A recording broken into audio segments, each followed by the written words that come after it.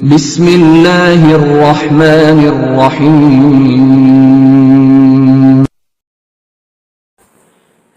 బిస్మిల్లాహిర్రహమానిర్రహీం. మిత్రులారా, ఇబ్రాహీం అలైహిస్సలాం వారి గురించి మనం తెలుసుకుంటున్నాము.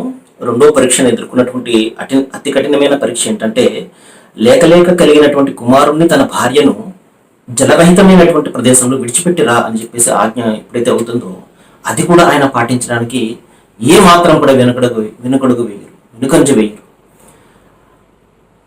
ఆ విధంగా తన భార్యను తన బిడ్డను ఆయన విడిచిపెట్టి వచ్చేస్తారు. ఎంత బాగుంటుందో ఒకసారి ఆలోచన చేయండి.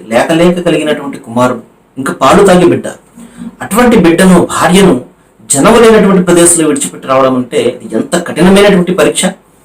దైవ ప్రవక్తలు కాబట్టి వాళ్ళకు అది సాధ్యమైనది. మనలాంటి వాళ్ళమైతే ఎంత మాత్రం కూడా దాని దగ్గరికి కూడా మనం పోలేము.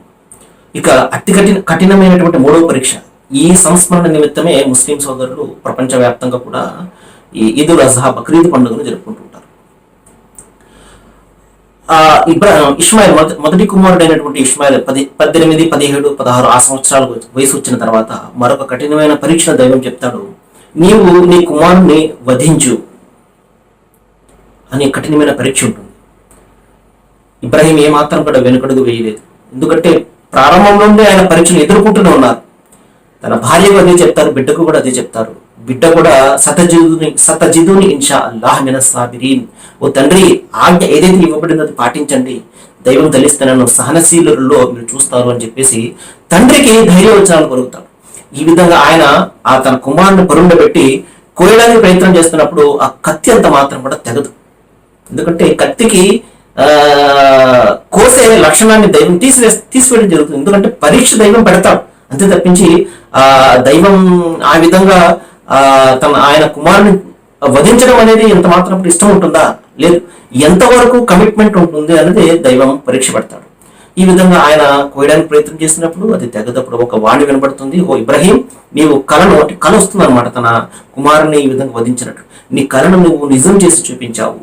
నేను ఈ విధమైనటువంటి కమిట్మెంట్ కోసం ఈ పరీక్ష పెట్టాను, అంతే తప్పించి మీ ప్రాణాలు తీయడం నాకు ఎంత మాత్రం కూడా అది ఆసక్తి కాదు అని చెప్పేసి ఈ విధంగా నువ్వు చేసినటువంటి త్యాగాన్ని ప్రపంచవ్యాప్తంగా ప్రళయం వరకు కూడా ప్రజలందరూ జ్ఞాపకం పెట్టుకుంటారు అని ఆయన చెప్పడం జరిగిన ఒక వాణి రావడం జరిగింది.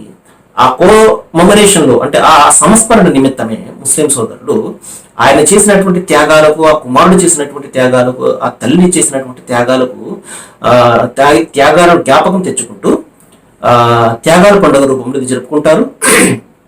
మహాశైలారా, బీదలకు సాధలకు ఎక్కువగా ఆ రోజున దానం ఇవ్వడానికి ప్రయత్నం చేస్తారు.